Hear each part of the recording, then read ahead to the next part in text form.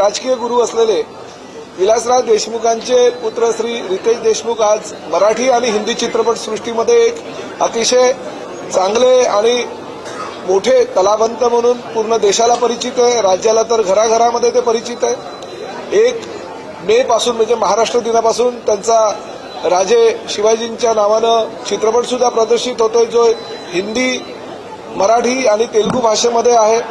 आज अशा मोठ्या कलाकाराला घेऊन मी एसटी महामंडळाचा अध्यक्ष या नात्याने त्यांना जर ब्रँड अँबॅसेडर म्हणून त्यांची नियुक्ती केली असेल किंवा ड्रिंक अँड ड्राईव्हच्या आरटीओच्या नियमावलीमध्ये सहकार्य करण्यासाठी जर त्यांचा वापर करून जनजागृतीचा एक वेगळा पायंडा पाडण्याचा प्रयत्न आम्ही जो करतोय, त्याला जर त्यांनी एवढ्या मोठ्या प्रमाणात प्रतिसाद दिला असेल तर निश्चितपणे मी त्यांचा मनापासून आभार मानणं माझं कर्तव्य समजतो।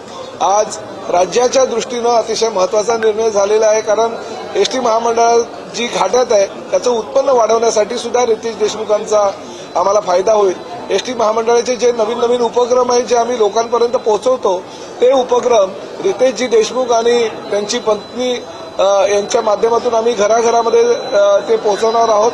कारण जेनेलिया रितेश देशमुख यांना सुद्धा आपली सून, आपली मुलगी म्हणून महाराष्ट्रातील जनता अतिशय चांगल्या प्रकारे ओळखतात आणि हे जोडपं महाराष्ट्राच्या तळागाळातल्या जनतेपर्यंत घराघरामध्ये गेलेलं आहे आणि ब्रँड अँबॅसेडरच्या माध्यमातून अजूनही मोठ्या प्रमाणात ते जाणार आहेत। तर त्याबद्दल मी मनापासून त्यांचा आभार व्यक्त करतो आणि माननीय मुख्यमंत्री आणि उपमुख्यमंत्र्यांचा सुद्धा आभार व्यक्त करतो की त्यांनी ह्या माझ्या प्रस्तावाला मान्यता दिली।